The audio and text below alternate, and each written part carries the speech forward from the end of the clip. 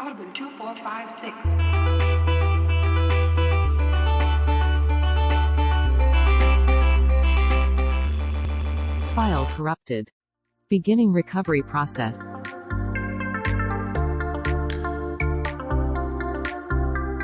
State of the Save is back with our bi-weekly bonus show, File Corrupted. Always fun. As always, here with my wonderful co-host, Michael. How things going, Michael? It's confusing because we have two bi-weekly shows, therefore making a weekly show. And also, we connected. We also record them different times of the week, every week. So sometimes I don't even know which show is coming out. My favorite thing is I will occasionally reference something that doesn't come out till next week. It's a mystery just as much for us as it is for you. Popping up on the feed going, what is it? What is this episode today? I don't even remember. Peek behind the curtain. I'm the one who puts like the descriptions and stuff. Michael does all the hard work. He does all the editing. But then he sends it to me. I just put it on the website. And there's many times where I forget. I was like, oh yeah, this is File Corrupted week, ain't it? And then I run over there about 2 or 3 hours before going to bed and add the show real quick. I remember when I got scolded for doing Inside Baseball, and that's how we started today. I think we've just got to the point now the Inside Baseball is a feature, not a bug. You know, we used to be like, oh, don't talk about the behind the scenes. Well, we're back. We brought that back to video games. So. Yeah, the master of segues. Yes, I have a T-shirt and everything. That's Eric, our host. Yes, I'm a great host. It doesn't even give his name out. We're a minute 30 into this show, and I forgot to tell everybody that I'm Eric.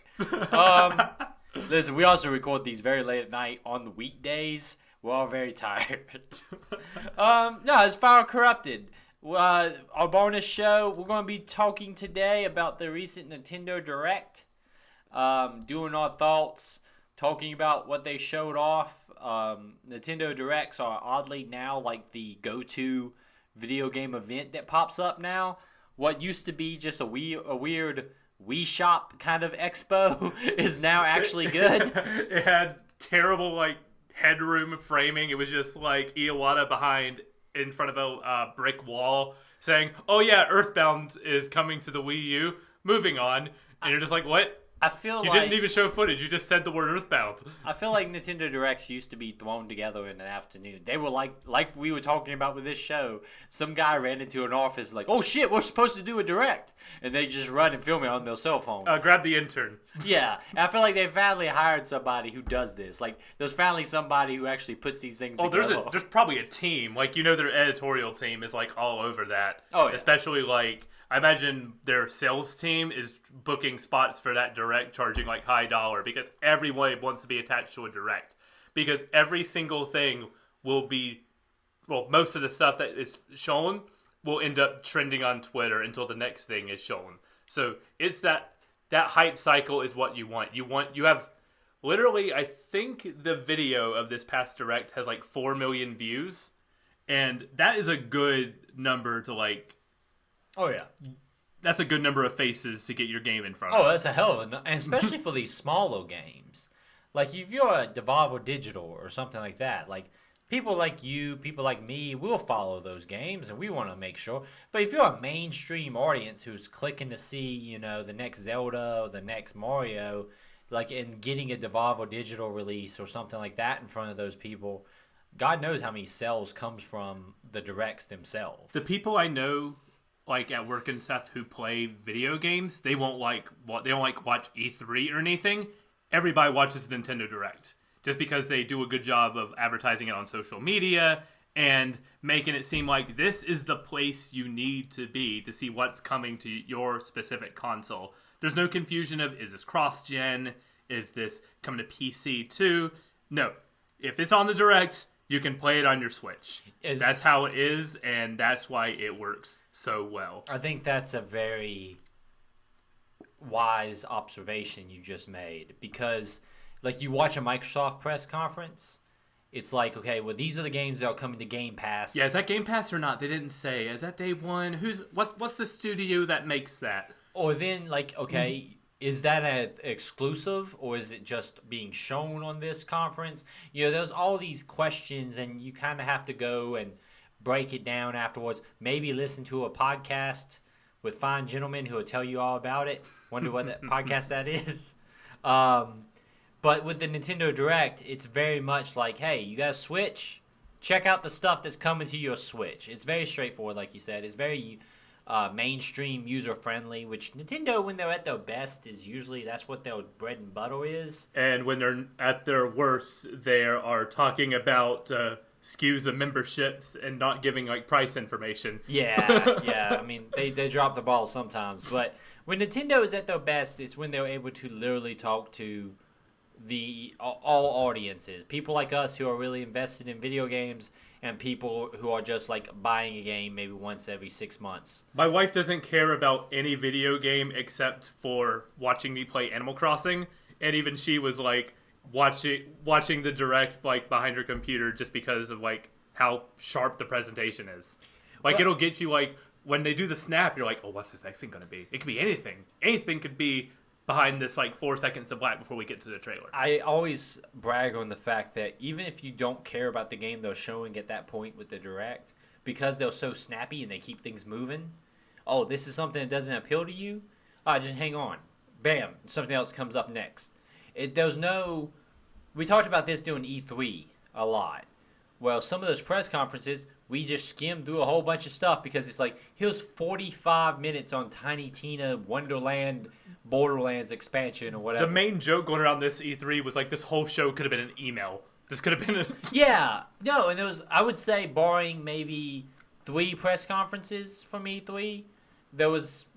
Most of this was waste of time to watch. I would say the Devolver Digital, the Xbox, and the Nintendo press conferences were the only ones you had to watch. It's like the big companies that release a ton of video games know how to present video games in a good fashion. And Devolver Digital. Well, they still release a lot of video games. Yeah, but they're not like a big company. But like what I like about them is you have like the 2Ks and stuff of the world over there doing board meetings or doing visits to a movie set, not showing anything. Verizon's here because we're taking our show 4 budget and turning it into a press conference. Anyway, here's an NFL player. Yeah. Talking about 5G. Well, you have Devolver Digital who's doing like a full story. They took you on a tale, and then it ends with selling like merchandise that they don't actually sell. And then at the end, they actually sell the merchandise they said they wouldn't sell. I mean, that's the gag, right? You have to. If you show a gag product, you have to release it. Yes. But we're losing our place here. We're going to be talking about Nintendo Direct, talking about all the games that they showed. It's going to be a great time. But as always, let's do our normal round the horn here, talk about video games that we've been playing. Michael, what have you been playing? Hi, I feel like I need to get this out of the way quickly. Hi, my name is Michael. I like Death Stranding. Hi, my name is Eric. I don't understand why you like Death Stranding. I'm not sure I do either, but it's getting something out of me in a way that I'm like, I need to see this through.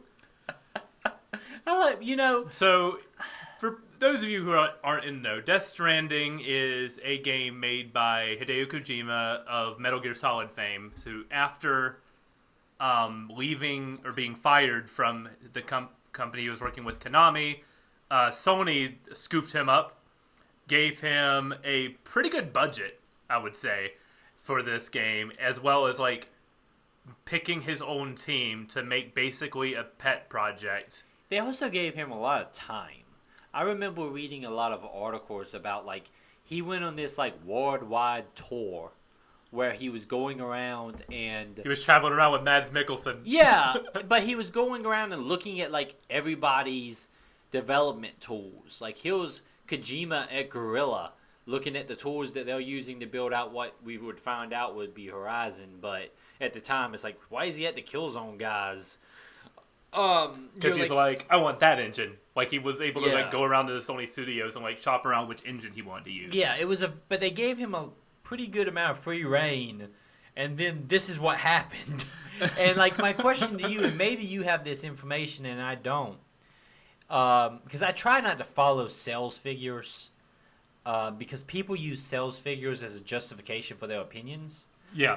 As a wrestling guy, the worst thing about wrestling right now is that everyone is obsessed with the viewer numbers every week, because everyone wants to know if AEW beat WWE or not. And like, I like AEW. I can tell you right now, AEW has a lot of better shows. Every show is better than the past WWE show. I don't watch WWE every week. I watch AEW every week. But my opinion is based on the show, not the fact that they broke 1.2. I'd never have heard so much talk about 18 to 49 demographic tuned in at the 9 o'clock slot more than they did in the 9 o'clock on Raw. And it's like video games fall into that same thing where people are like, well, the sales weren't very good on that game.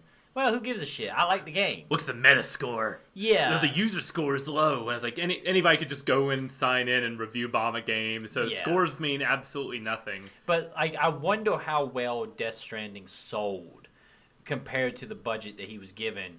Just because it's a game that, while it's Kojima, it's a hard sell to like a mainstream audience. This is a very hard sell. And to the point where if I were to suggest it to somebody, I'm like, I don't know if you'll like it or not. I don't even know if like pitching it to somebody, if they know if they'll like it or not. It's something you have to play for a few hours and either go, yes, I get it, I like what this game is doing, I'm interested, or to go, oh no, I hate everything about this, I want to stay as far away from this game as possible. You know, like we talk about our 4-part saga, which is the Metal Gear 3 show that we did. Mm-hmm. But Metal Gear has a premise that you can get somebody into, right? It's a stealth espionage action game. I know I didn't say that word right. Just keep rolling with it.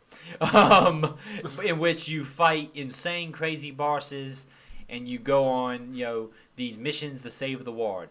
The premise is straightforward enough that, like, the average person can tell you whether they're interested or not, and then when they start to play it, they'll make their final decision on whether they like this or not. Death Stranding doesn't have like a solid sales pitch. No, it does not. Like you are absolutely right about that. Do you want me to try to sales pitch this game? Make a pitch, but also be like, I am aware of this game enough. Like, I've watched several hours of gameplay footage. I have tried to see if this was something for me. I have my reasons why it is not, because this entire game is just a simulation of what I do 9 to 5 every single day for the past 13 years of my damn life, which is ship shit. So, like the concept of making sure things get places on time. Making sure that the package does not take too much damage, otherwise you won't get a favorable review score. It's like, oh, great, I get to file claims in my off time. No, so, like, that stuff, like, to me is just life, so I don't want to do that in video games. But it is weird and it is Kojima as hell. But do a sales pitch. Let's see if the audience has... Maybe there's somebody out there in the audience who you can win over to your cause. Okay. So, just...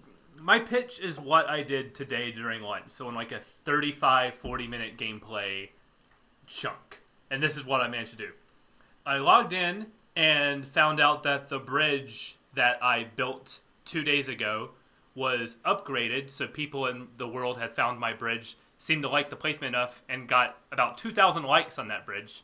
So thumbs up of a bridge you make around the world, because the thing I love most about this game is that the world feels like it's interconnected between everyone's games. It's like the notes in Dark Souls, but elevated like tenfold. So like, I can go out and like realize that, wow, I'm running low on battery for my like high-powered legs. So I'm going to build a power generator here, like a Tesla recharging station. Right here, so I can rest up and charge my legs. Anybody else who that is connected to can go up and see that charging station and use it, and then see my user profile and give it a like, or like, hey, I like this guy's stuff. I want his stuff to populate the world more. So found out that it got a bunch of likes. Then I checked the deliveries and saw that someone needed a pizza delivered in this post-apocalyptic world. So I go, okay, the pizza must be horizontal. So I configure my inventory to lay the pizza horizontal. Then I go out on like a 10-minute journey to go deliver this guy pizza. And then, after I delivered the pizza and got an A rank for it, mad because I dropped the pizza once, so the pizza took 5 damage. So I wasn't Don't you hate it when the pizza takes 5 damage? What is the life bar situation of a pizza? Is it like a 100 HP, or is it like a... It's a bar, a yellow bar, and as it takes damage, it just gradually goes down into the red, because every single thing has a bar of like durability and usage of this game. But so after that, I went to a camp of mules, which are delivery men who, after the world went bad, miss the thrill of, like, they become addicted to packages. So they steal packages off delivery people and hoard them because they like having packages around. And that's a faction in this game.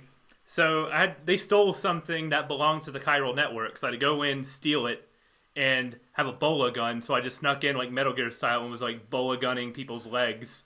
And then I stole one of their trucks that they stole and drove it back to the main facility. And that's what I did in my 35 minutes of time. So just to kind of lay some groundwork here, this is a game about delivering packages at the end of the day. In the post-apocalypse, with a whole bunch of weird stuff going on, including ghosts and raining time. Yes, which is a concept I really like. I like that as a concept. One of the things that confuses me about Kojima is Kojima at times, I feel like his work has like a very deep like subtext to it. And then he'll do something that makes me go, no, it's the most basic take on this, but he just is weird enough to put it together. Your cell phone is handcuffs. Yeah. And your cell phone is handcuffs. He does. They're called cufflinks. He does that stuff, and I'm like, I get it. Fuck, dude. Somebody went to freaking first year of college philosophy class, but at the same time, sorry to cut you off. Go ahead. All of the stuff that we like made fun of this for in 2019, like you have to actually deliver chemicals to people because they're not getting enough human contact, and you're like, what kind of like bogus philosophy lesson is that? And then the world actually went to hell, and all of us were cut off from society for a long period of time. Some of us still are. And then to play a game like this that's all about reconnecting humanity that's confined themselves into isolated bunkers, and you're like, this is kind of catharsis in a way. Going through, delivering packages, giving people what they need to reunite America. It is crazy that this game came out like 5 months before the pandemic hit. It's nuts. Like, two theories. Kojima's time traveler. Oh yeah, absolutely. I've subscribed to that theory. Or like, it's freaking weird that it comes out when it did, and a lot of those metaphors are like, you could make the argument that the metaphor is kind of forced, quote unquote. You're like, oh man, like they're making the idea that like Amazon drivers are keeping the world connected, and it's like then March of 2020 comes around, it's like, hey, fuck y'all. And we're all like, literally the most human contact we have throughout the day is the Amazon guy who drops off the packages. And like a real Amazon driver, you have a meter to measure when you have to go to the bathroom. Yeah, I wonder what's the working conditions like. Do you actually get to go to the bathroom, or do you have to pee in bottles like Amazon? You pee on the ground and it makes a mushroom that other players can see. Okay. And you can like that mushroom. Cool. The social commentary about how Amazon's really bad for its workers, and really basic take here. It rains into your canteen and it produces energy drink that used to be Monster Energy, but they took the Monster Energy stuff out, so now it's an in-universe thing that actually makes a lot more sense. Yeah. But it converts water into energy drink. Because if I like this game. No, it's a weird fucking game, and I like the idea of taking the evil Amazon metaphor and like fully making it like completely fleshed out, like taking this company that we all, and like delivery services in general, I mean, like you could throw the DoorDashes of the world and stuff in there, and like making it a quote unquote action game based around full contract delivery services. Not even action. Like, I did the bola gun stuff, but that was like as most actiony as it gets. The biggest action in this game is being like, how am I going to climb this mountain? I have a ladder. If I could place this ladder here, and other people will use this ladder. I bet I'll get a bunch of likes from this ladder. It's a fascinating game. I don't know if it's for... I don't know who this game would be for on the outset. It's just something you have to play, and then if it clicks for you, congratulations. But it takes the first like couple chapters to know, but yeah, I spent a lot of time on this game. I'm going to yield my time for the remainder of my gameplay talk, but Death Stranding. Gonna play more of that. Also, I'm playing it because of the director's cut upgrade. It was only a $10 upgrade for 60 frames a second in 4K and a bunch of new content, including like a Metal Gear Solid-esque VR mission mode where I'm going around throwing blood grenades at ghosts and getting a score at the end. So it's a weird fucking I would love to I appreciate it. I don't know how I feel about this game on the other end, but at the very least, I'm like, I'm so happy this exists. I don't. This is not a game for me.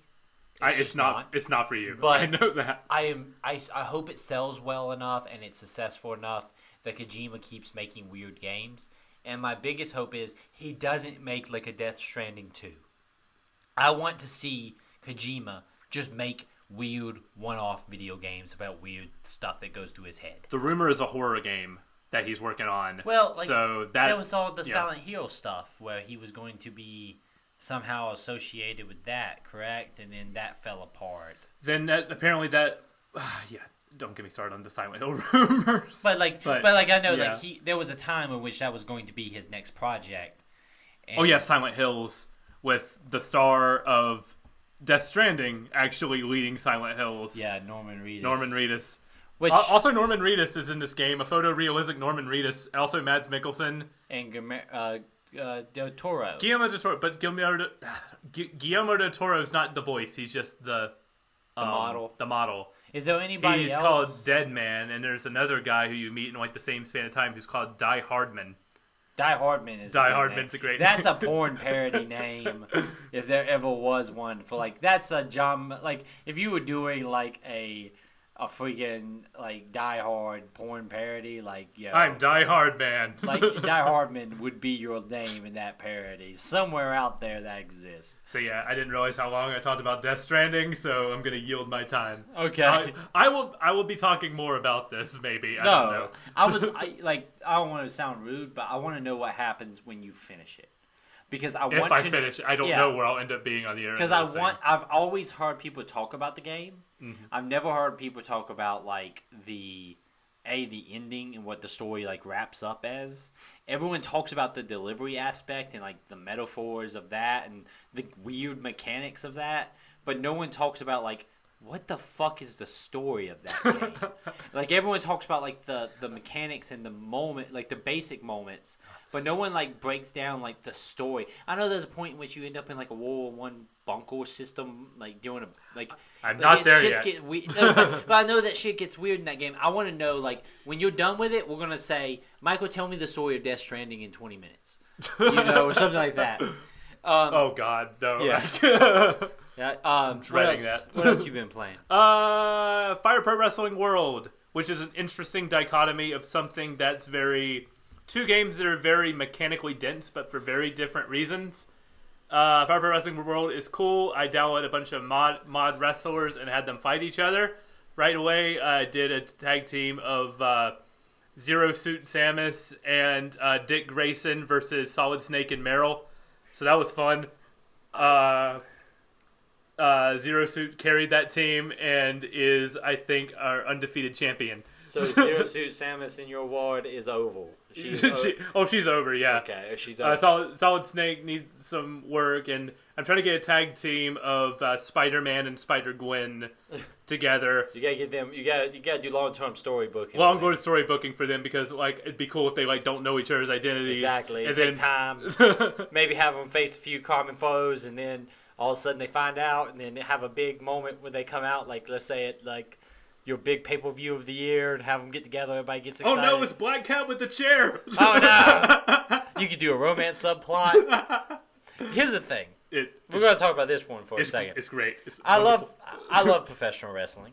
One day, if this show ever gets popular enough, I would love to do a monthly just Eric Talks Wrestling show. Because you watch wrestling when we go to wrestling, like when we go to a live event, or when you have to walk around wrestling. Professional wrestling is best when you have somebody like myself who is going to suffer through the bad stuff to tell you about the good stuff. And then me, who goes in for like a pay-per-view event and went, this is cool. Yes. I check in monthly and go, how's everybody doing? All right, cool. This is the storylines. All right, see ya in a couple months. Professional wrestling, Fire Pro is based mostly around like New Japan, which is, if you do not know, New Japan is probably, in my opinion, traditionally, now I would say AEW gives them a run for the money now, but the most athletic and generally best quality wrestling. I've never watched a match. I just seen clips, and it's always the most like athletic. We're gonna do 10 flips in the air and give each other death glares, and I'm like, this is cool. Yeah, you're talking about the. I know the clip you're talking about is Will Ospreay and Kota Ibushi match in which Will Ospreay does like a flip and then lands, and Ibushi. There's a zoom Looks in like on, there's the most terrified face of all time. Yes. It's a good match. Both of them are very quality walkers. But Fire Pro is interesting because it has a diehard fan base that literally has, like, you can download any professional wrestling. Like, someone has gone through and made everybody, all their finishers, down from, like, there's the obvious ones, like, they went and made all the people in WWE, or they made all the guys in AEW. But, like, they're not just stopping there. Ricky like, Steamboat. Yeah, well, like, yeah, but they're making, like, the classic guys, like, you know, your Hogans, your Macho Mans, all that stuff. But then they're going back and they're like, here's everyone on the Ring of Honor lineup. Here's everyone on PWG. Here's everyone on fucking Impact right now. And, like, the level of fandom. I did see a few Impact guys in the most recent thread. Yeah, I mean, like, and, like, the fact that that's the level of fandom there where, like, if as somebody like me, the only thing I'm going to do all day is sit there and be like, we're just going to dream book matches. Like, there's a fatal four-way here with, you know, freaking AJ Styles, Will Ospreay, and Kenny Omega. Versus Ultimate Warrior. Just fuck Ultimate Warrior. Exactly. That's why you put 3 guys against him. They're just beating the shit out of Ultimate Warrior. Can't walk, brother. Can't walk. One of these days, y'all write in to stateofthesave@gmail.com and say, Eric, we want your professional wrestling show. If we get 5 more 5-star reviews... Fuck, I'd do it for 1 more. I'll sit there and talk wrestling all day. You want to talk about walking, brother? We'll talk about, you know, documentaries. Talk about Dark Side of the Ring season that's going on right now. You want to talk about Plane Ride from Hell? We'll talk about Plane Ride from Hell. So yeah, it's fun. No, yeah. It's an interesting game. I know the story mode is fucking crazy because it's like almost like a dating sim style story mode. Except instead of kissing people, you fight them, and they're like, "That was a good match." That's a high quality match. But like they even incorporate some of the things that are a part of New Japan's culture. Like you start off as a young lion, which is like their developmental program. And, like, you have to carry the bags for the experienced guys and stuff like that. Like, they bring in a lot of that kind of stuff. This is a game you obviously know a lot about, more than I, who has played a couple hours of this video game. Well, I watch, on average, at least 4 to 6 hours of wrestling a week. Like, I have an hour lunch every day, and at least 30 minutes of that is me catching up on stuff. There used to be a time where I watched a lot more, but then I stopped watching WWE programming, and so now I just have a lot more free time and a lot more sanity. Yeah, Fire Pro is pretty fucking cool. Mm-hmm. Anything else you want to talk about? That's it for me. I'm going to be real quick. I'm just going to do cleanup. I've been in this weird spot where I'm finishing up games so I can jump on to new games. And also, we've been talking a lot about games that we're going to be playing for the show, so a lot of my time has been getting those ready so they'll be ready to play for the show.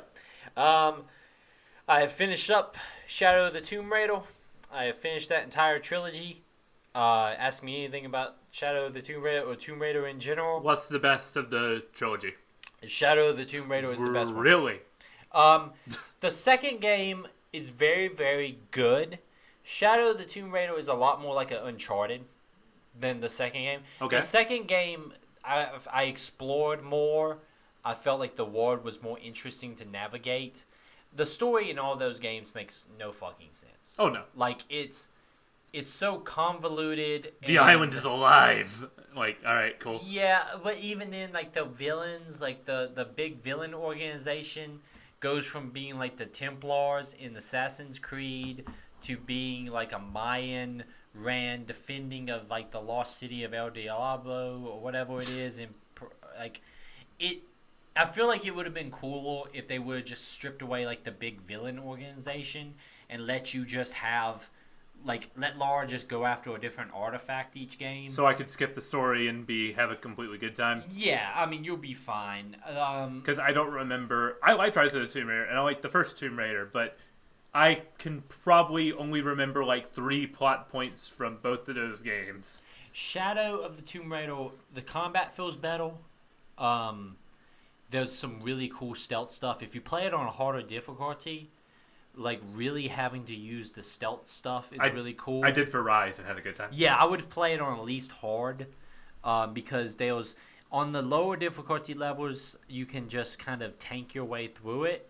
On the harder difficulty levels, having to use the stealth mechanics and like hit guys with arrows and drag them up in trees and hang them from the tree, or cover yourself in mud and go full on Rambo, where you're like up against like a moss covered rock as a guy comes by and like reaching out and grabbing them and stabbing them.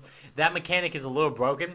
That sounds awesome. There was a particular spot. That might go on the hard drive tonight. Yeah, there was a particular spot in which I was able to stand in one location and kill 22 dudes. 22 of them, because I would reach out, kill them, they would stay there, and then another buddy would walk by and be like, oh no, who's my buddy? And he'd walk up to the wall, and then I reach out and stab him, and then another guy come by, and he stab him, and it's just a pile of bodies. Nobody figured out, like, maybe we shouldn't get near that wall.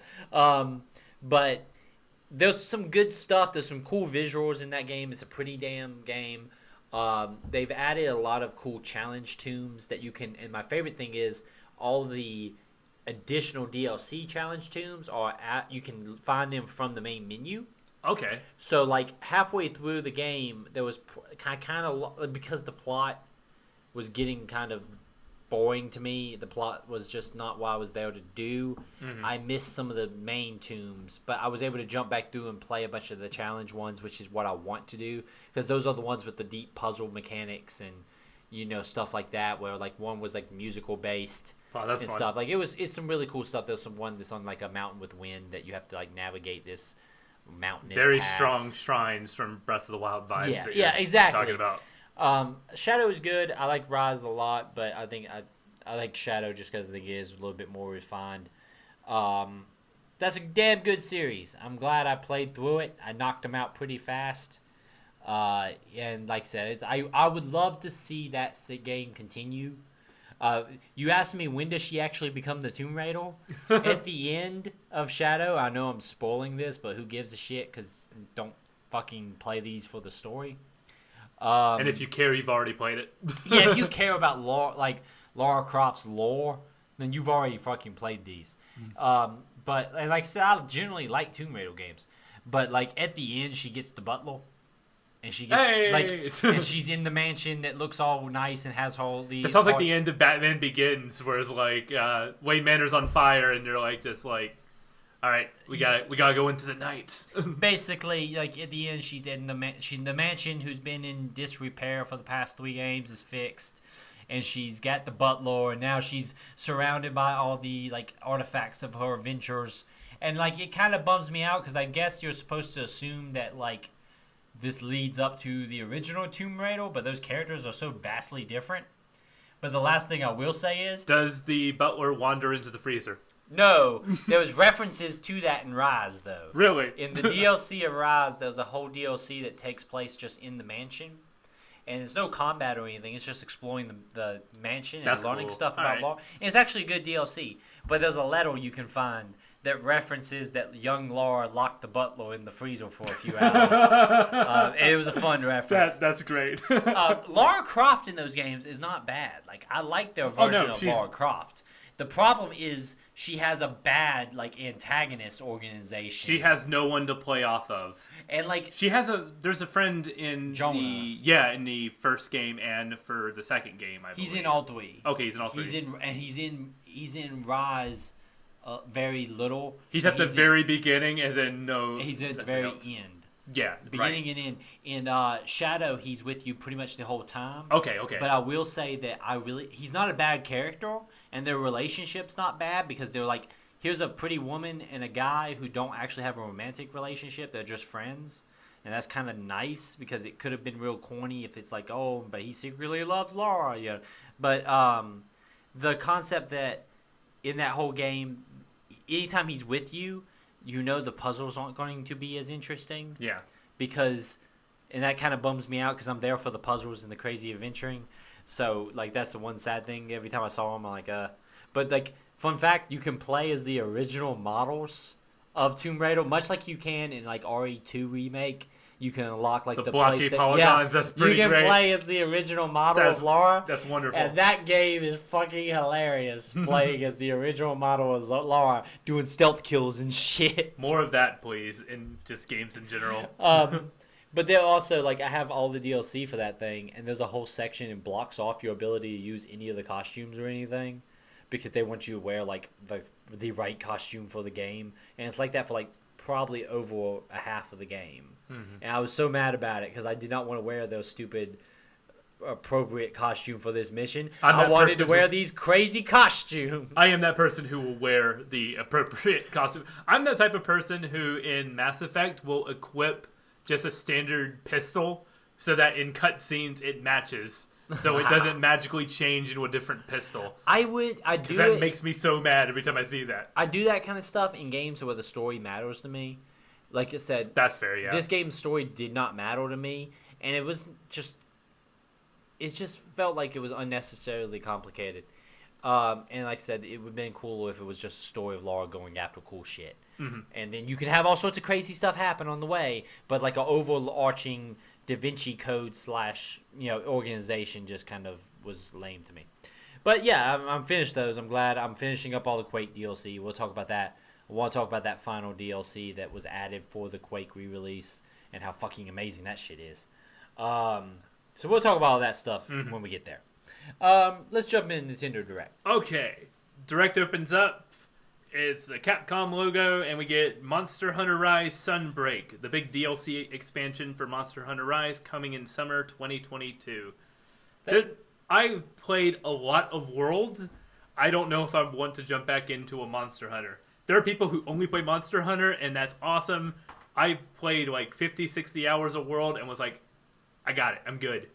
The only thing stopping me from going to the DLC for World is that I have that game. I had that game on PlayStation, but I have to play through everything again to get to the new content. So yeah, I'm like, yeah, that's a little bit. The Monster Hunter games to me, like they're not. I've tried them. I don't get into them that much, but like, do they always get this one big DLC? Because didn't Ward only get like this one big DLC? It's almost like an expansion. Yeah, it's an expansion. It's an expansion pack. Yeah. Yeah. That it got a bunch of like mini stuff that was added on. Like they added a Witcher mission that was cool where you play as Geralt of Rivia as you're like who just shows up in the Monster Hunter world. It's like, I guess we got to hunt a dragon. You think it's kind of weird that he's in Monster Hunter, he's also in Soul Calibur. The Witcher got around for a little while there. I mean, they announced a children's show at the Netflix thing, so which I don't fucking understand. Like, I've read 3 of the books. The 2 like short story collections, and played, of course, Witcher 2 and Witcher 3 and all that stuff. That's not a award for children. Like, really isn't. And I don't know why. Is the animated show supposed to be for kids? Or no, that's straight up anime. Like, so, no. I am interested. I am excited for the Witcher 2 season. Mm-hmm. I do not hate that show like some fans of that. Like, there's some people who seem to hate that show. I don't know why. I think the show's pretty damn good, but we'll see. But yeah, The Witcher is not a kid's show. But back to Monster Hunter. This seems like to be the big expansion for it. So there might be another one, because I know sometimes the more mobile releases get like bigger packs and stuff. This will include like G rank hunts too, so it's a pretty beefy expansion. So yeah, I'll want to check out Rise eventually, but as someone who just finished Monster Hunter World for the first time last year after playing that game off and on for 2 years, I'm like, I just need a little more time. Yeah. Next is Mario Party Superstars, Michael and Nick game if there ever was one, except I am very disappointed by it already. Why? So in Mario Party 2, whenever you went, all of them were themed after like different genres. There was a space land, there was a horror land, and there was a pirate land.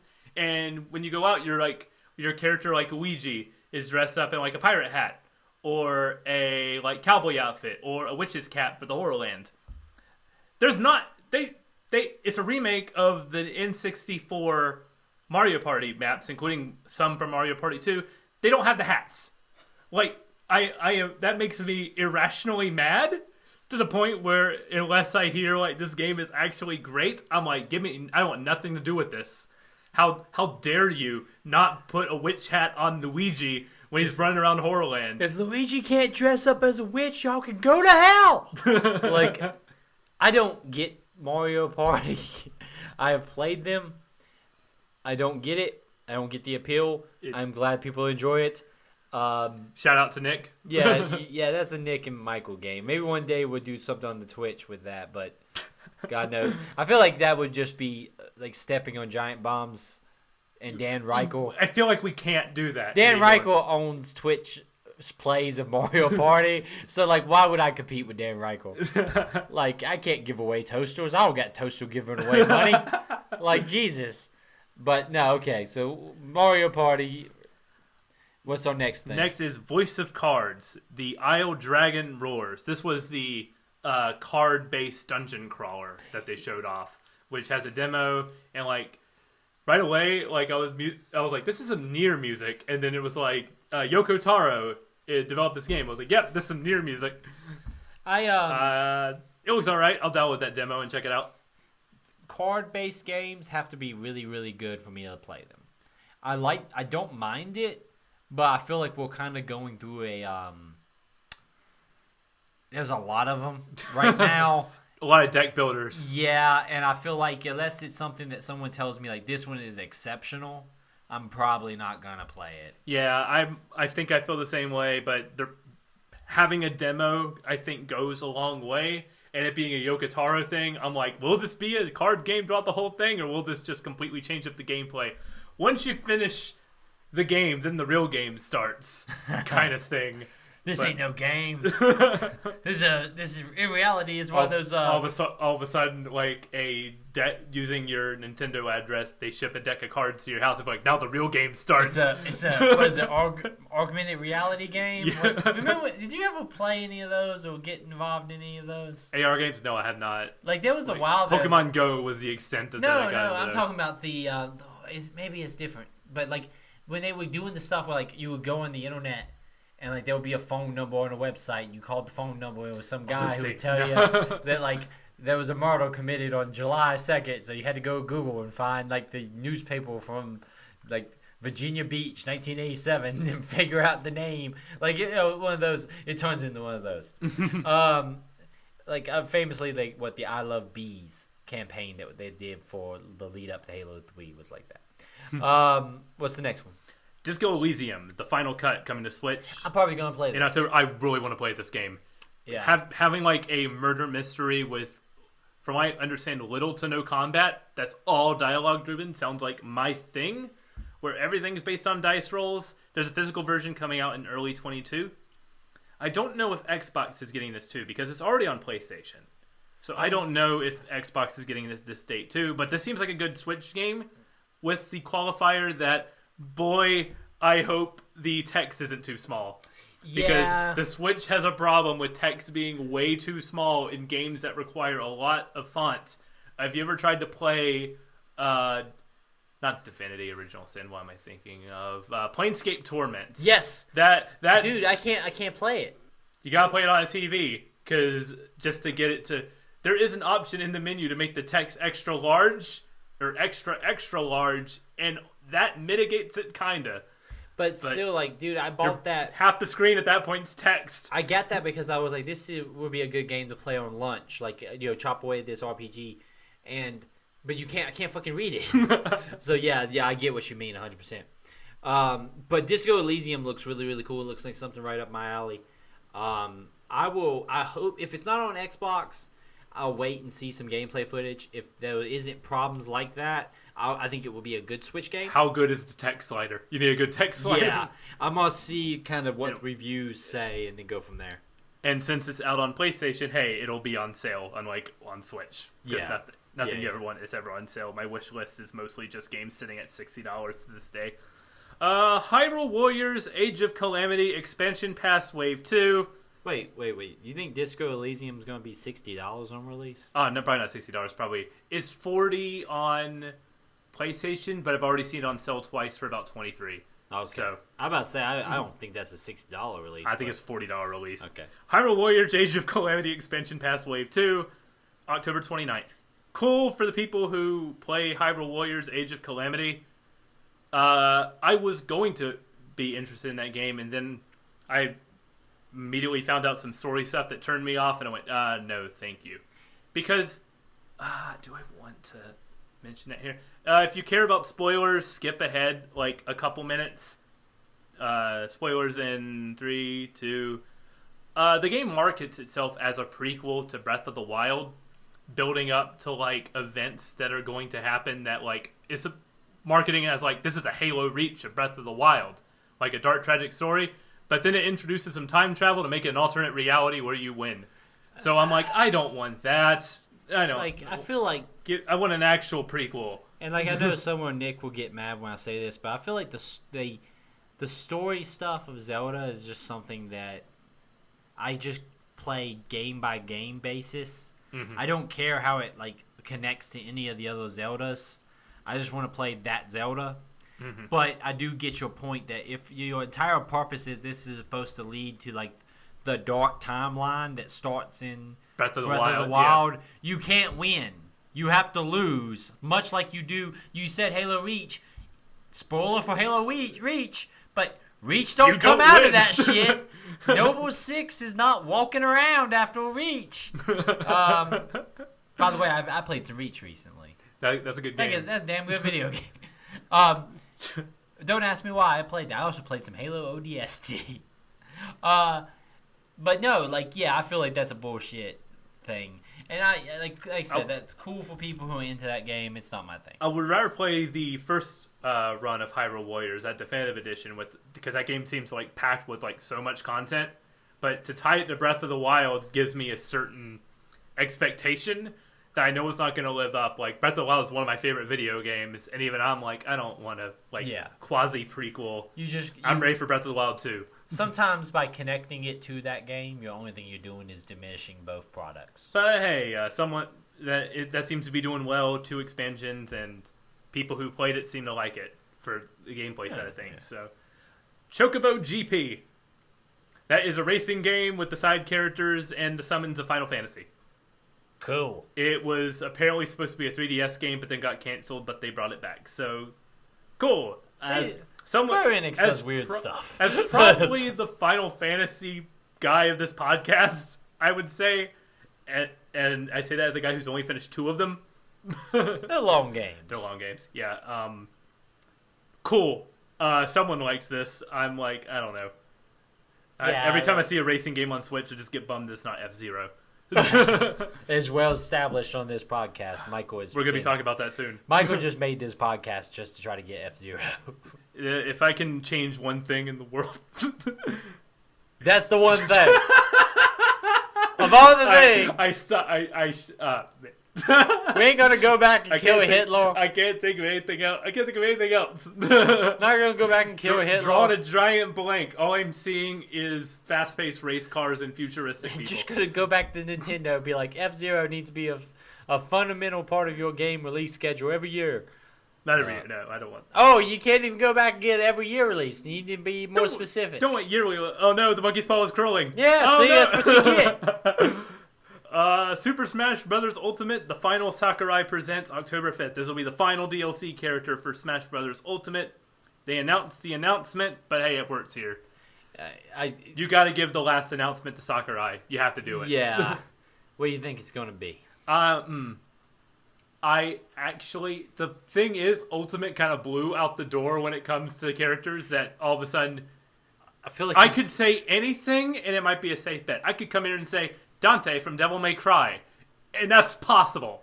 Dante has a well-established history in being a very good character in Marvel vs. Capcom 3. I could say so you could put Dante in another fighting game and he'd be cool. I could say the Doom Marine, and you're like, maybe. Possibly. Oh, you could rip and tear Mario.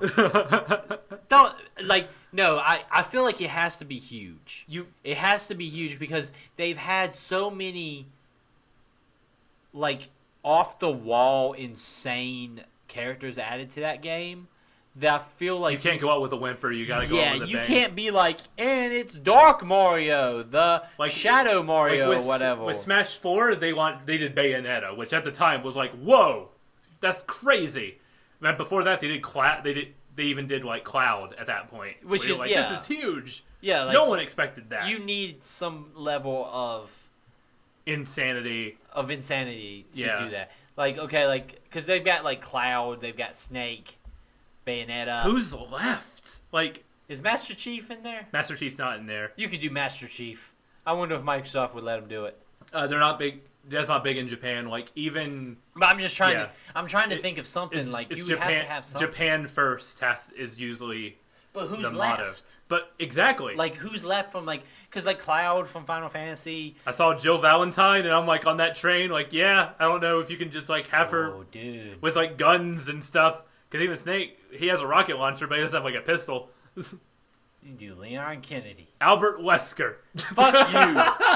Go to hell. Now that I said that, this is going to come to fruition.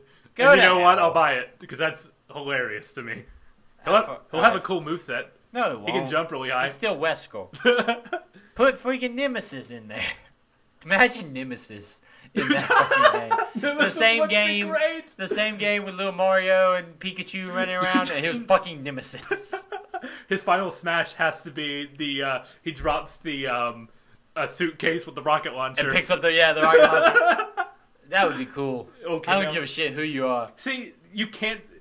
Smash has become unpredictable. You can't guess who it is anymore. That's the point. It's got to be big. It's got to be a big portion. I could see like a Leon Kennedy or Jill Valentine.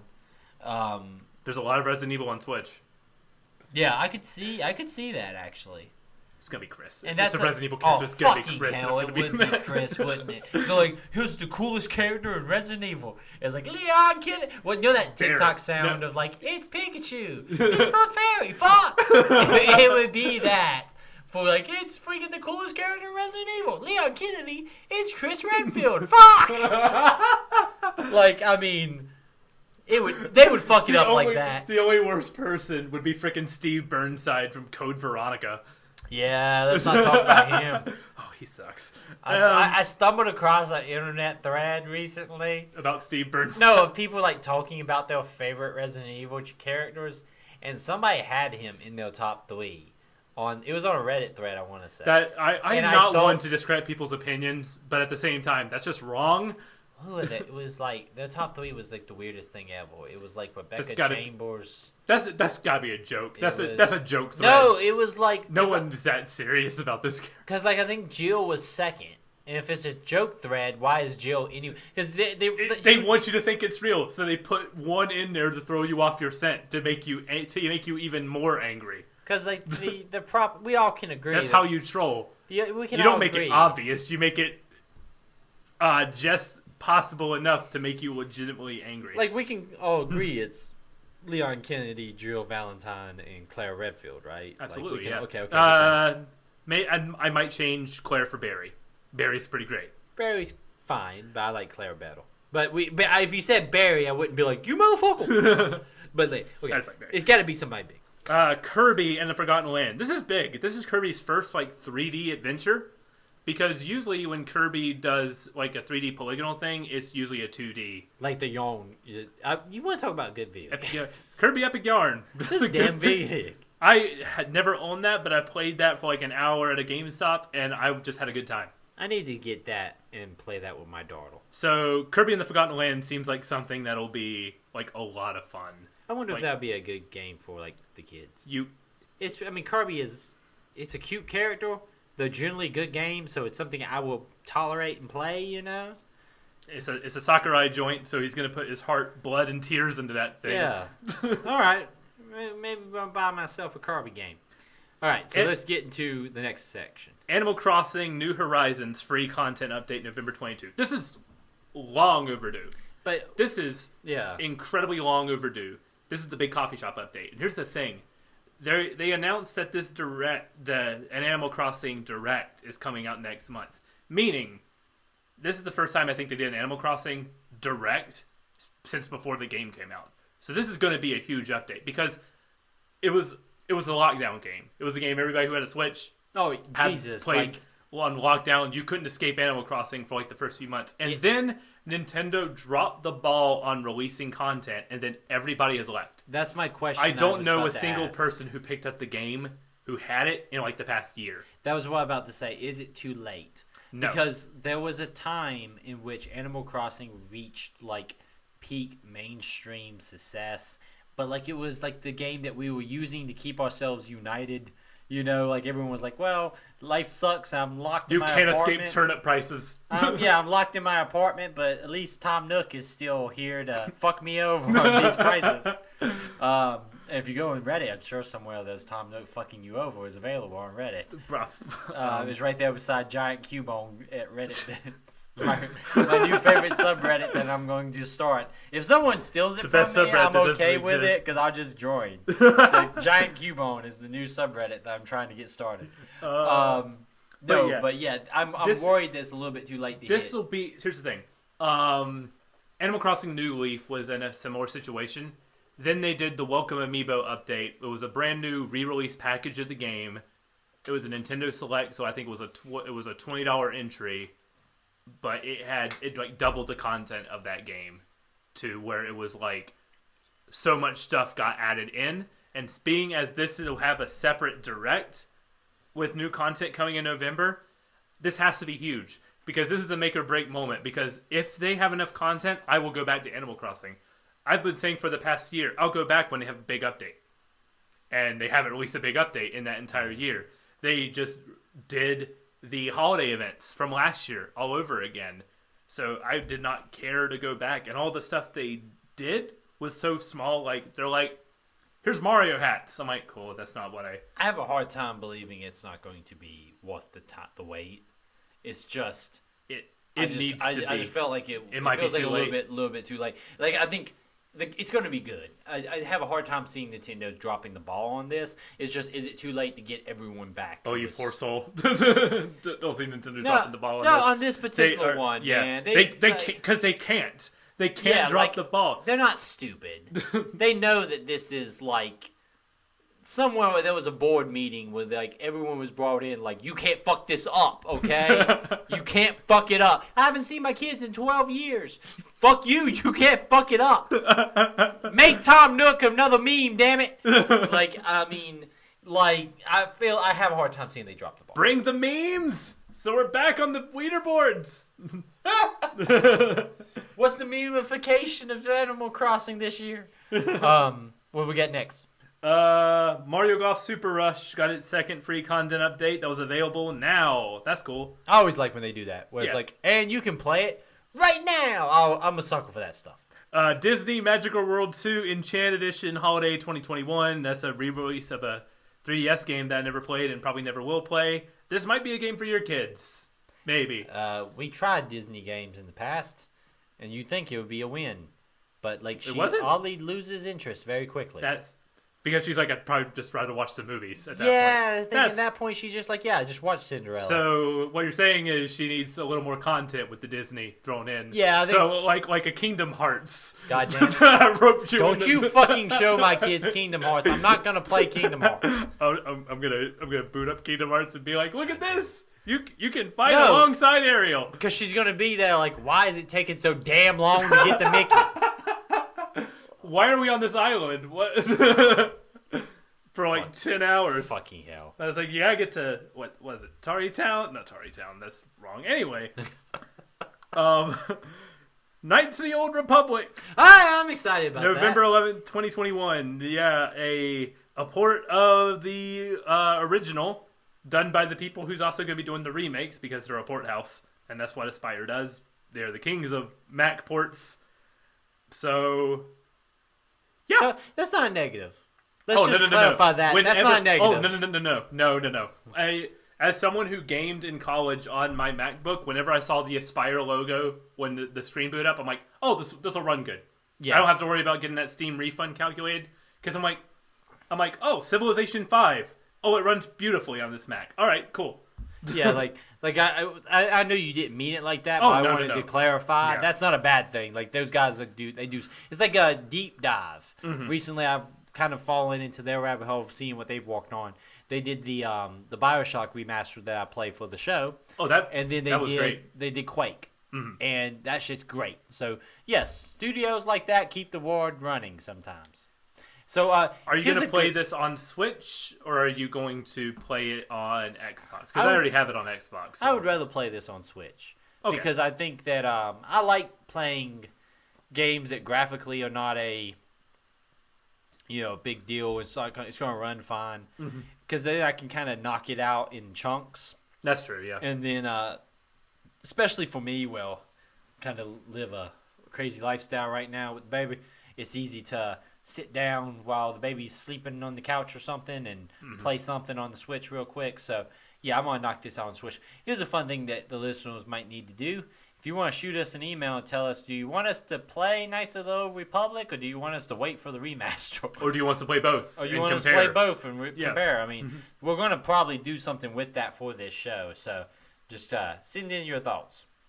But I'm glad that's coming. That's going to be cool. Me too. That's cool that they're finally doing that. Yeah. Dying Light 2 Stay Human Cloud version. You don't actually have it. You play it on the cloud on your Switch. Kind of like how you do RE7 and RE7 and Control and Hitman 3. Which is, I don't like the idea. Cool. Moving on. Yeah. Then the Dying Light Platinum Edition. Cool, I guess. Yeah, but I would not want to play that. Those are games I don't want to play on Switch. Yeah, I don't want to play. Those are not Switch games. Now for Michael's probably most anticipated game of 2022. Triangle Strategy. No longer Project Triangle Strategy. Yeah, I noticed that when you were talking about it yesterday. It's not Project Triangle Strategy anymore. It's just Triangle Strategy. By the time I want to get this out of the way. I'm very excited for the name. I'm very excited for the game. The name is bad. Yeah. It tells you nothing. It sounds like a project name. Like if they were working on it and like its code name, Project Strategy. I saw a joke thread on Reddit that was like, I can't wait for working title. Yeah, it's not a good name. It's not a name that like goes out and grabs you. I feel weird that they've had good names in the past. Octopath Traveler was a project name, but Yeah. that makes sense. There are 8 characters who are traveling together. I played the demo and I don't know what the triangle is. And like even if it's here's 2 items from the game that would be better titles: the Salt Iron War, the Scales of Conviction. Those are much better titles. You know what's even better? Using Triangle Tactics. Yeah. Triangle Tactics. TT. Yeah. You want to play? Hey, I'm playing some TT. Okay, cool. Not Triangle Strategy. Name aside, I'm very excited for this game. I love the demo. I love the potential of what that demo could bring. For those of you who don't know, Triangle Strategy is a...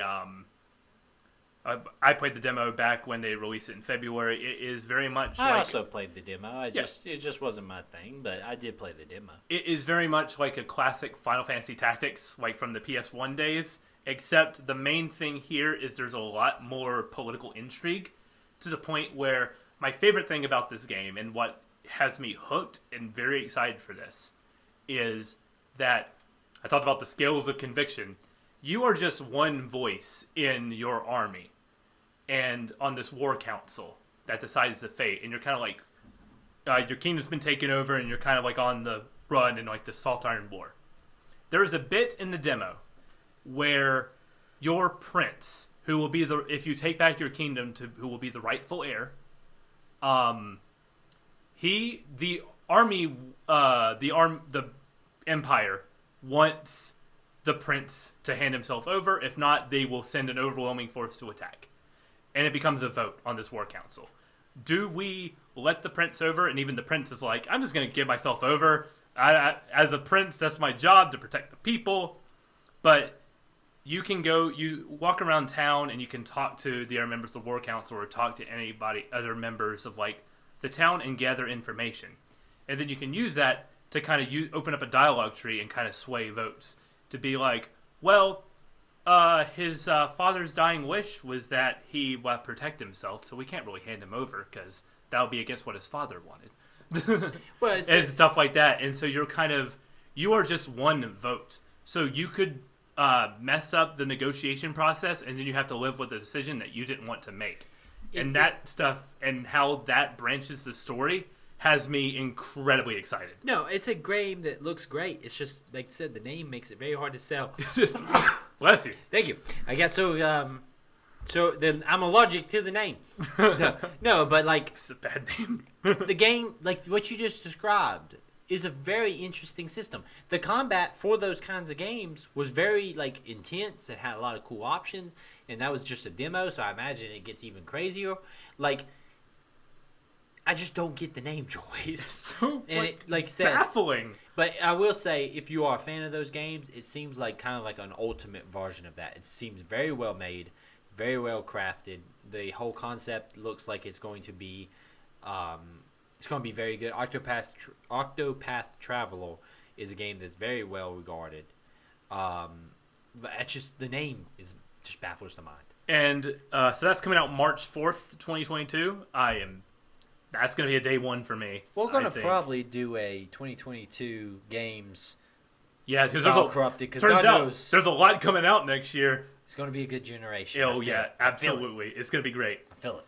And basically what they showed here for Triangle Strategy is that they took some feedback from the demo and I filled out that essay that they make you do at the end of that demo. They send you an email later and it's like, what are all the things that you like? Here's what you would change. What are you most looking forward to in the story? I wrote like a essay about that and they're like, here's some changes we're making. And I'm like, yes, you can rotate the camera. Nice. Mike was like, that was mine. You guys owe the fact that I can rotate the camera to me. Put my name in the credits. Put State of the Save in the credits. State of the Save voted to have the camera be able to move and rotate. No, I mean, I think that's going to be next year. One of next year's kind of like big tentpole early releases. I'm very excited. It's going to be a sleeper hit. Like people are not. It's going to be a word of mouth. It's going to be a game carried completely by its word of mouth. But I imagine it could be one of those that ends up in a lot more people's top 10s at the end of the year than people thought. Kind of like, Octopath Traveler was similar to that, where there was a lot of people at the end of the year when they were doing games of the year were like throwing that in a lot more than you'd think. You know, I think it could be like a surprise hit. Like that sold very well. For Square Enix, and I like that Square Enix has like a studio that's just cranking like, here's that old style of like RPG that you're like, yeah, you don't see a lot like this anymore. Here's the big one, a game, my most anticipated game of this year, Metroid Dread. I skipped this trailer. I didn't watch anything. No, I'm going in. I don't need to see anything. I'm sold. I was sold. They could just said Metroid Dread. I'd be like, sold. I won't know nothing. All right, we're good. I'm at the point now where anything they show me, I watched a little bit of stuff at E3, very little amount, and then realized I'm going to play this, and I've stopped. I don't want to watch any trailers. I don't want to watch any gameplay footage. I'm going to play the game. That's all I care about. I'm getting this probably a month after it comes out because that's when my birthday is, and I'm trying to get that special edition with the art book and everything. Me and my wife have alert set up for that thing, so I'm probably just going to get the standard edition because that thing is on eBay for like $300. Oh, fuck. For a $90 release because they know I want it. Dang it. So, yeah. I hope you're able to get your hands on it. I hope so too, but if not, at least I get a good match. I'm going to play Metroid regardless. Yeah, it's going to be a day. There's no physical copies, so I'll buy digital. I don't care. It looks to be... Give me the Metroid. Yeah, it looks to be one of my like top 3 most anticipated games for this year. Then it's the Nintendo 64 collection for Nintendo Switch. That's very exciting to people like us who run a retro video game podcast. It really is. I am excited. They announced that this is going to be an additional price SKU. The expansion pack, I see what you did there. That's cute. Because the Nintendo 64 had an expansion pack to play some additional games. Yeah. Like you couldn't play Donkey Kong 64 without the expansion pack. I don't know if they're that clever or if they just called it an expansion pack. It's cute, but at the same time, screw you for making me pay more for this, knowing that I'm going to pay more. I mean, they're going to get us. They got me already. They're going to get me. It's a solid opening lineup, too. Oh, yeah. One of our, me and you've talked about this. I don't know if we talked about it on mic, but my biggest complaint about the Nintendo and Super Nintendo is that there's several like major big-time releases that are not yet on there. And it feels weird to pull out some of these super obscure or Japanese-only releases when you're missing some of the most. You're missing Earthbound. Yeah, you're missing some of the like. There was a joke from. You're missing the easy, like the solid singles, and you're going for like really obscure puzzle games. And it's like, well, let's get all the singles in here first, and then we'll go ahead and do the deep cuts. There's no Mario RPG Legend of Seven Stars. I'm like, where's that game? And then the one Mario RPG on the Nintendo 64 is eventually coming. Here's why. The Nintendo 64 has a lot less heavy hitters. So if you want to sell people on that service, you got to put them in. Like, because the only like big heavy hitters are games made by Rare and games made by Nintendo. Third-party games, for the most part, did not do well on the Nintendo 64. I was sitting there thinking, is there any way they get any of those Rare games? They already got one, Banjo-Kazooie. Yeah, I know they have Banjo. Do you think they'll get like Perfect Dark or GoldenEye? Perfect Dark is a maybe, but GoldenEye is a no-go. Well, I know GoldenEye's got like so the movie license tied up to licenses, and the Activision license of Activision put out a game called GoldenEye 10 years ago. So yeah, no one gives a fuck about that one. It's man. So no, what's the? They also put out GoldenEye, it was like one where you played as like a villain. Do you remember that one? Oh, GoldenEye Rogue Agent. Yeah, that was a weird thing. That was a weird fucking video game. And he had like GoldenEye vision or whatever. I would like to see Perfect Dark on there. Perfect Dark is a weird fucking game. That's a good game. I've never beat it because some of the stuff they have you do is like extremely obscure to the point where you have to look it up and go, "What are you telling me to do?" Well, also it's a game that runs off like the difficulty system of like what GoldenEye used to do, where your number of objectives increases depending on which difficulty you're playing as. Perfect Dark is something that if you're a fan of like shooters or like retro shooters, it's worth trying. But I have the lineup. Go ahead, hit me with this lineup. This is the initial lineup. Super Mario 64. Gotta have that. Mario Kart 64. Gotta have Star that. Fox 64. Need to have that. Yoshi's Story. Okay. Ocarina of Time. Gotta have that. Win Back. Who? I appreciate it. Yeah, but it goes back to get all the solid. Win Back. You wouldn't have Gears of War if it wasn't for Win Back. What about well, maybe you would. Kill Switch also came out before Gears of War for the PlayStation 2. And Kill Switch had a cover-based shooter that had blind fire and all those things. So Mario Tennis. Yeah, that's actually a pretty good game. Dr. Mario 64. Yeah, okay. And Sin and Punishment. All right. Do you know what Sin and Punishment is? I'm vaguely aware of it. I own a reproduction card of that with an English translation. Sin and Punishment is cool. It is a run and gun, like, what do you call those things? Rail shooters. Okay. Is a rail shooter. That's really cool. And it'll be nice to play this on a control scheme that won't give me an aneurysm. Okay, so what would be some games you would want on here? Like, do you think that would be the games coming in the... I know Majora's Mask is coming. They're coming. They said those are the games coming at launch. The games not coming at launch, I don't know if I have those those aren't in front of me on this link I'm looking at, but right away, they said the name F-Zero. They said it. I would see that coming. They were saying they're getting F-Zero X. I would see that being on there. It's on there. It's going to come next. Paper Mario. That's a big one, and one I kind of want to pitch for the show. It is a longer game. It's about 30 hours, but like it's a... Do you think you get like Smash? Is there a way to do Pokemon Snap? Oh, that's coming too. Oh, Pokemon Snap is coming? Pokemon Snap is on there. I know it if I hear it, but I'm trying. These lists are being wonky. What is the other big one? Kirby 64, the Crystal Shards is coming. Pokemon Snap. Mario Golf is coming. So that's cool. What about Killer Instinct? Not on because there. That might be on it. Killer Instinct Gold. But is Gold the best version of Killer Instinct? Because if you would want the Super Nintendo Killer Instinct. I guess I always associate it with the Nintendo 64 because that's the only version I play. Gotcha. But yeah, Paper Mario was exciting. I mean, Paper Mario I would entertain, and also we talked about doing Majora's Mask for this. It's a good. Listen, I think there's some really solid games they can put on there.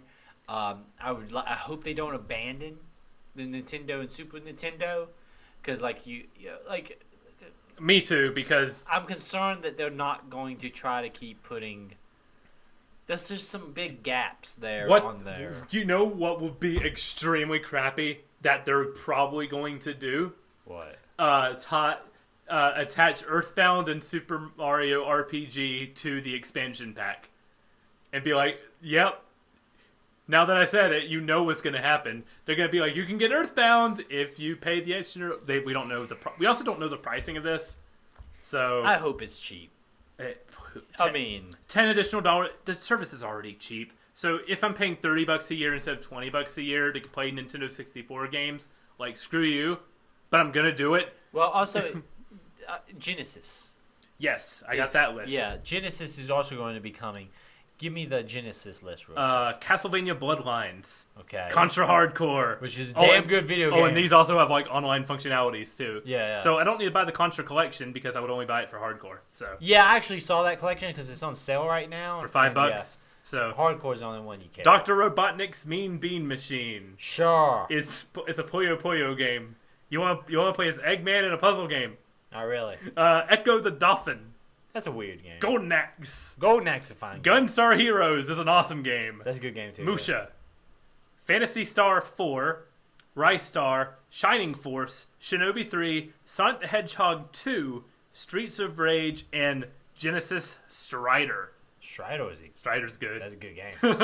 No, that's actually a good list too. But here's the problem. I own the Sega Genesis collection as well as the Castlevania collection. So I could play all of these games right now except for minus like 3 of them. Yeah. So Contra Hardcore, I think Musha and Strider are the ones I don't already. Maybe Echo the Dolphin. I don't know if that's on the collection. There's some good stuff there though. I will say, like, if you said that this is the expansion we're asking you to pay for, it's a good start. It's a good start. They need to put what was on the Genesis Classic Edition. A game called Mega Man: The Wily Wars is a Genesis remake of the first 3 Mega Man games. Oh, damn. So imagine it's just as cool as it sounds. The Mega Man soundtrack with that Genesis sound chip. That's pretty cool. It's worth it just for the soundtrack alone. So all right. No, that's a solid list. Oh, yeah. So you got me. Shadowrun Trilogy. This seems cool. This is like the old? No. These are it's a remake. It's called not a remake. Shadowrun Returns, Shadowrun Chinatown, Shadowrun Hong Kong, and Shadowrun Dragonfall. The 3 PC games they did, I think, all the way back in like 2014 to 2018. They are classic CRPGs. Think like Divinity, Original Sin. Yeah. Or, Yeah. But like, because Shadowrun is a weird word for me. It is cyberpunk fantasy. Yeah, it's a cyberpunk fantasy stuff. I've never had an in for it because I like cyberpunk stuff, but I've never had an in for it. If this is priced correctly, I could see me getting this. $40 for 3 games with all the expansion packs. Any more than that, then it's going to be more than that. I do like that these kind of games are coming out, like these collections of these things. I'm very interested Like in I this. said, I have the Plain State Torment collection that they released for Switch. I just fucking... I do too, but playing that thing on there is difficult. There is a bitch. Castlevania Advance Collection. Which is out now! Go! But it's 3 advanced games, and then I'm glad they re-released with this collection Castlevania Dracula X. Is not a good Castlevania game. It is a butchered port of Rondo of Blood that came to the Super Nintendo. That doesn't have anything that made Rondo of Blood cool. It's weird that... But it is I think you can... That game is like $500. So it's cool that they released an official way to play that. Yeah. So... I'm glad that it exists. Mm-hmm. I don't feel like it's the highlight of that collection. I did buy the Castlevania collection, though. Yeah. Because the first one, I'm going to play me some Castlevania. Those old games are really cool. And I already mentioned it to you off mic, but I'll say it again. When you're playing the NES games... with the exception of Castlevania 2, because there's a lot of text in that game. But 1 and 3 play the Japanese version. Those are on there. The American version is broken because they wanted to get more rentals out of you back in the day. So, they wanted you to call into Nintendo Power. Yeah, they want to get the hotline points. All right, ActRaiser Renaissance. ActRaiser was a game I never played, but heard so much like reverence for. That seems cool. Yeah, I mean, I'm glad that these things are getting made. I Mm-hmm. mean, listen. I have no nostalgia for it, but cool. Yeah. Deltarune Chapter 2 is available on Switch, and Chapters 1 and 2 are available both for free. We played Undertale, and this is really cool because he released it. He was going to... Chapter 1 was free. Chapter 2 was going to be a full, like, paid release thing, but he also released it for free. So, cool dude. I would love to talk to him. I am not the biggest Undertale fan of this show, but I am impressed with his way of developing and releasing video games. Mm-hmm. And, yeah, right on. You can't complain with a free game. And he puts in good work, so it's not like it's a shoddy release. We got some new dates. Hot Wheels Unleashed, September 30th. That's not a game I'll play on Switch. I will play that with ray tracing because I saw a preview of that game, and reflective Hot Wheels tracks are cool. At 60 frames, I want to play that game. That looks really fun. Surviving the Aftermath, Holiday 2021. I forgot what that is, but so it must not have rung really for me. Very generic title. Shin Megami Tensei 5, November 11th, 2021. I like Persona, which is a spin-off of Shin Megami Tensei, but everything I saw about Shin Megami Tensei is like, I don't know if this is for me. Like, I don't know. Break into people's minds is cool. I don't know. I'm just not a big fan of the demon stuff. That's just not my personal taste. I like killing demons. You want Killing to talk about demons Doom? are cool, but You want to talk about Doom? I don't know. Let's talk about fucking Doom! I don't know. Shin Megami Tensei doesn't seem like my series. But Wreckfest is coming to Switch in fall of this year. And knowing how Wreckfest does updates, that'll probably be pushed back. Because they never release updates on time. Wreckfest is a great game, but... Yeah. Arcade Archives Pac-Man and Arcade Archives Xevious is out now. Rune Factory 5, which is like a fantasy Harvest Moon, is out March 22nd. And here is the kicker. This is the one that broke the internet. They announced the casting for the Super Mario Brothers movie. The internet did not like that at all. They liked most of the things, but not the initial reaction. I can't really disagree. I don't really want to see Chris Pratt be... Well, yeah, Chris Pratt's playing Mario. I don't really want to see that. It's... Well, you're not going to see it, you're going to hear it. It's a completely animated movie. It's from the Minions team, which at first makes you want to pull your hair out and go, why? But Nintendo seems to be having their head over the entire production. Because last time they did a Mario movie... It didn't go so well for Nintendo. What do you mean, Michael? That is a classic film. I don't know what you're talking about. So I'll run through this cast list. Chris Pratt will be voicing Mario. Boo. Anya Taylor-Joy will be Princess Peach. Yeah, okay. I don't know. I feel bad that I don't know what she's been in, but I imagine... I haven't heard any negativity to that choice. Yeah. Charlie Day will be voicing Luigi. The true hero. Perfect casting. Can we just not make Beautiful. Charlie Day voice everyone? Wouldn't you not show up for a Mario movie in which he voiced voice Peach, voice Luigi, voice Mario, voice Bowser. Everyone but Bowser, because Jack Black is voicing Bowser, which is... Fine. Beautiful. Yeah, Love I'm it. okay with that. Keegan-Michael Key is voicing Toad. I'm fine with that. Are all the Toads in the Mushroom Kingdom voiced by Keegan-Michael Key? Please. Because if so, beautiful, perfect. I would love to see, like, every time he comes across one, it's just him. Not even doing like a, hey, voice. But no, I just want him to talk normal. Just Keegan-Michael Key. Seth Rogen's Donkey Kong. Fine. Whatever. You know, there was a time in which I was not interested in Seth Rogen's stick. But since, like, the past few years, I've slowly come back around on him. Where I'm like, okay, fine. Make Seth Rogen be... Seth Rollins. Fuck Seth Rollins. Seth Rogen. I'm still sitting here thinking about my wrestling show that I'm going to do. Fred Armisen is voicing Cranky Kong. Kevin Michael Richardson is voicing Kamek, the Wizard Koopa. And Sebastian Maniscalco will be voicing Spike. I apologize for butchering those names. But Spike is a weird one. Because you might be wondering, who's Spike? Is that like a Spiky Koopa? No. Spike is a character from Wrecking Crew. Wow. One of Mario's earliest outings both in the arcade and on the NES. Why in did which they Mario, bring- before he was a plumber, Mario was a carpenter. Yeah, because he was on job sites dealing with monkeys. Yeah. Spike, Sebastian's the voice actor for Spike, was his boss. So I imagine this will kind of be like an origin story for Mario, which in a way has me like, you're doing something interesting. Like if the movie's opening up in like New Donk City with Mario working as a carpenter and then encountering Donkey Kong who's getting high and throwing barrels, this might be a cool way to do the movie. And I imagine he just kind of stumbles into the Mushroom Kingdom where he has to deal with Bowser. And of course his brother's there along the ride, probably being the... Wacky. Luigi's going to be the star of the show. And the fact that they're going Charlie Day. But my favorite thing going around is scenes from It's Always Sunny in Philadelphia, but editing the Luigi hat on him. My favorite is he's eating spaghetti out of a paper bag, and he says, "What's your policy on spaghetti?" First of all, Charlie Day is a national hero. Yes, absolutely. I love Charlie Day. Always Sunny in Philadelphia is one of the few shows that I generally try to keep up with, because I just don't give a damn about most, like, trying to keep current on things. But Always Sunny in Philadelphia is such a fucking great show, and Charlie Day, I hope nothing but greatness for this movie because of him.